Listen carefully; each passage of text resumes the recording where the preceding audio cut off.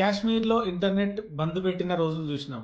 మణిపూర్‌లో ఇంటర్నెట్ బంద్ పెట్టిన రోజులు చూసినాం. కానీ తెలంగాణలో గూడా ఇంటర్నెట్ బంద్ పెట్టే రోజులొస్తాయని ఎప్పుడన్నా అనుకున్నామా? వచ్చినాయి. మార్పొచ్చింది. ఇంటర్నెట్ బంద్ పెట్టిర్రు. అట్లనే 144 సెక్షన్ తెలంగాణలో వస్తది అని, హైదరాబాద్‌లో 144 సెక్షన్ పెడతదని ఎప్పుడన్నా కలగన్నామా? 10 సంవత్సరాలలో ఎప్పుడన్నా వచ్చిందా? ఎప్పుడన్నా పెట్టిర్రా? పెట్టలే. అది కూడా వచ్చింది. మార్పొచ్చింది. ఫార్మాసిటీ కోసం కేసీఆర్ గారు ఆల్రెడీ దాదాపు 15,000 ఎకరాలు భూమి సమీకరిస్తే, ఆ భూమినేమో ఫోర్త్ సిటీ కోసం వాడుకుంటుర్రు. ఫోర్త్ సిటీ అని రియల్ ఎస్టేట్ కోసమో, దేనికోసమో వాడుతున్నారు. ఇక్కడనేమో సొంత నియోజకవర్గంలో కొడంగల్‌లో రైతుల భూముల్ని బలవంతంగా తీసుకొని ఫార్మాసిటీ కోసం బలవంతంగా లాక్కుంటున్నారు. రైతులు భూములు ఇయ్యమంటున్నారు.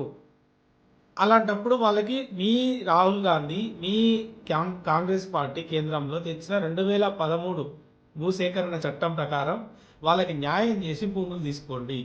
వాళ్ళ అభిప్రాయాలు వినండి. ప్రజాపాలనలో ప్రజలు చెప్పేది వినకపోతే ఎట్లా? నిన్న వాస్తవానికి కొడంగల్ నియోజకవర్గంలో భూసేకరణ అభిప్రాయాల కోసం వెళ్ళిన కలెక్టర్ గారి మీద దాడి జరిగింది. దీన్ని బీఆర్ఎస్ మీదకి నూకేసే ప్రయత్నం కూడా జరుగుతున్నది. ఎట్లా అంటే, రైతులు మా భూములు తీసుకోండి, మా భూములు తీసుకోండి, మా భూములు తీసుకోండి అని చెప్పి ఒకరితో ఒకరు పోటీపడి మరీ ప్రభుత్వానికి భూములు అప్పచెప్తుంటే, ఫార్మాసిటీ కోసం భూములు అప్పచెప్తుంటే, బీఆర్ఎస్ పార్టీ పోయి, అది కూడా రేవంత్ రెడ్డి సొంత నియోజకవర్గంలోకి పోయి, వద్దు మీ భూములు ఇయ్యకండి, మీ భూములు అడిగిన వాళ్ళ మీద ఇట్లా రాళ్లతోటి దాడి చేయర్రి అని చెప్పి బీఆర్ఎస్ పార్టీ రెచ్చగొడితే వాళ్ళు దాడులు చేసిరట. ఇదట కుట్రకోణం.